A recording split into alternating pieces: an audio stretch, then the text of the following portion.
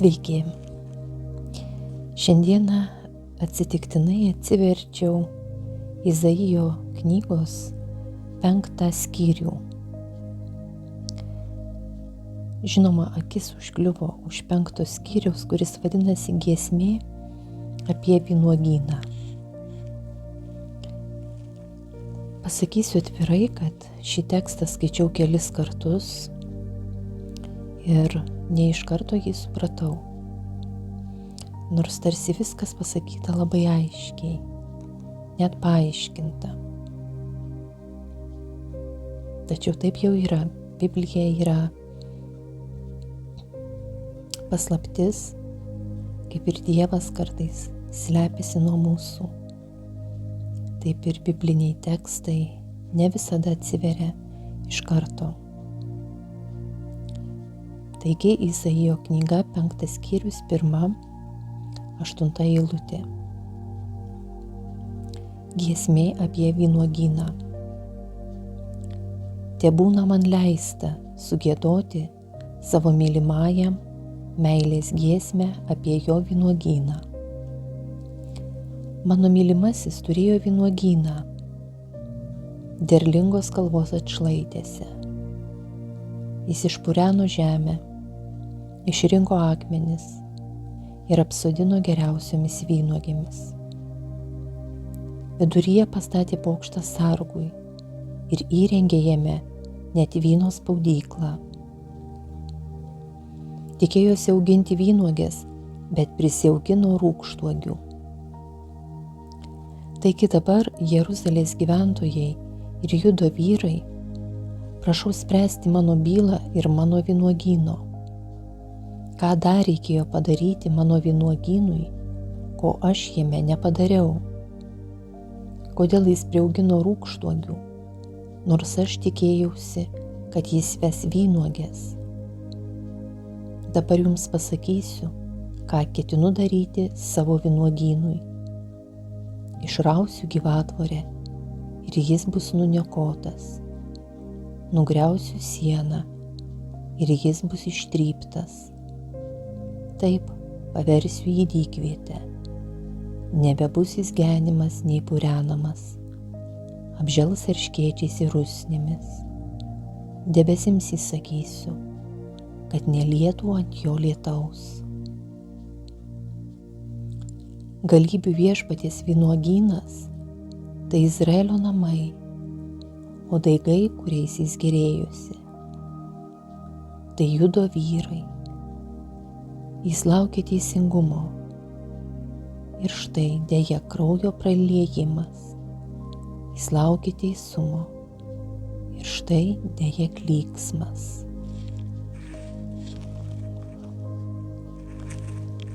Ši ištrauka yra tarsi graži giesmė apie viešpaties meilę žmogui, arba net galima sakyti apie žmogaus meilę kitam žmogui arba žmogaus meilę viešpačiui.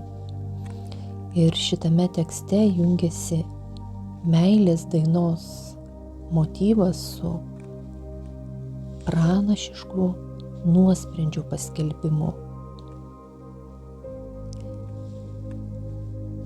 Kaip pabaigoje išaiškinta, kad tas mylimasis tai Dievas, vynuogynas tai Izraelio tauta arba mes visi žmonės. Bet galim šį tekstą perskaityti ir asmeniškai, kaip tekstą, kuriame viešpats kreipiasi į mus. Vadinasi, viešpats sukuria tam tikrą erdvę, vietą, sąlygas, kad mūsų gyvenimas klostytųsi itin palankiai, laimingai. Tačiau kaip dažnai mes to nepastebim, neįvertinam ir vietoj to derliaus, kurio iš mūsų laukia viešpats, išaugo rūgščios laukinės uogos vietoj gerų vynuogių. Ir tuomet šeimininkas klausė, ką dar galėjau padaryti gerą savo vynuogynui, ko nepadariau. Viešpats dar galvoja, ką galėjo padaryti kitaip. Šis klausimas yra mūsų sąžinės klausimas. Klausimas mums patiems apie mus pačius. Ko mes dar nepadarėm savo gyvenime, kad vynuogynas klestėtų. Taigi Viešpats, kūrėjas, sutvėrėjas, kuris tikėjosi meilės, bet sulaukė tik nuodėmės, tik rūgščių vynuogių. Kaip dažnai mes, kai laukiam meilės švelnumo, sulaukiam atstumimo arba išdavystės. Rūgščios vynuogės reiškia vidinį žmogaus supuvimą, nusisukimą nuo Dievo, godumą, veidmainystę, išdavystę. Ir štai todėl ateina tas Dievo teismas, pranašystė apie tai, kad ateis ta teismo valanda, tvoros sugriovimas, vynuogyno sunaikinimas, kas iš tikrųjų yra pasekmės mūsų pačių veiksmų. Dievas nėra kerštingas ir čia ne Dievas iš tikrųjų sugriauna, o mes patys užsiauginam tas rūgščias vynuogės, sutveriam save tokius, kokie esam, ir tada tiesiog nebėra to išankstinio vynuogyno. Viešpats išreiškė skausmą dėl neišsipildžiusios meilės, ne tik pyktį, bet neišsipildžiusi meilė reiškia ir tuštumą, sunaikinimą to, kas galėjo būti, bet neįvyko.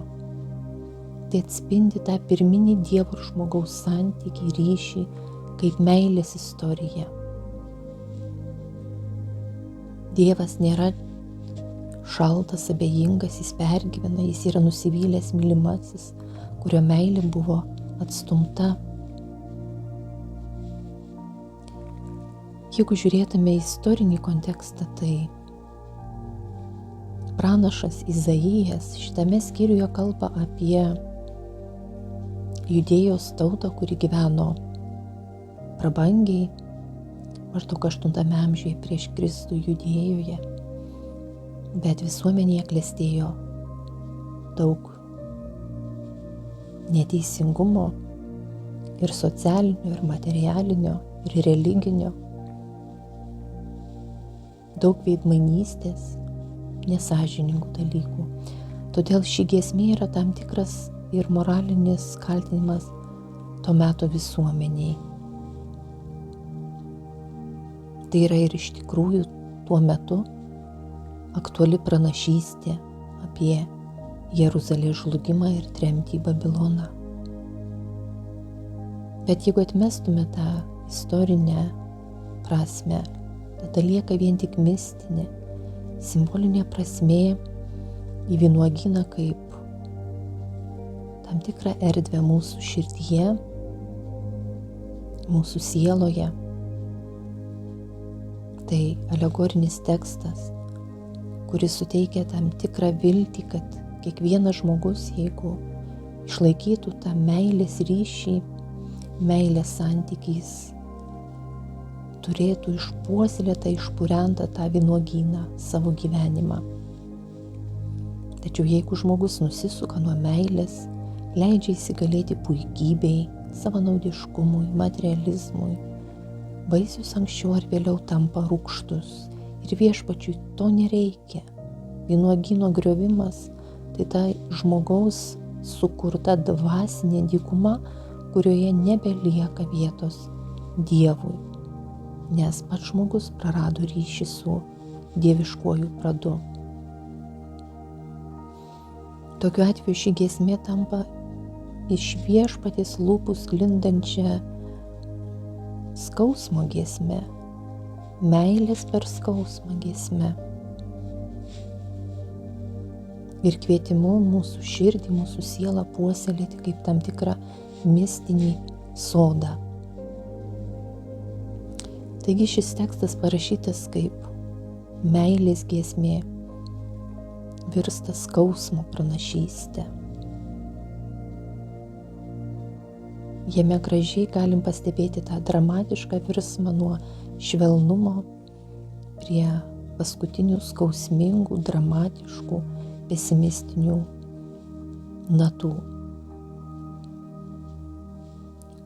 Šiame tekste Dievas kalba ne kaip visagalis viešpats, o kaip sužeistas mylintysis, paniekintas mylimasis. Ką galėjau padaryti, kad duotum gerų vaisių, kad sodas būtų geresnis? Šis klausimas yra kiekvienam mums. Šį klausimą turėtume mes paklausti savęs savo sąžinėje. Tai kvietimas mums atsinaujinti, suvokti ir sugrįžti prie to, ką apleidome.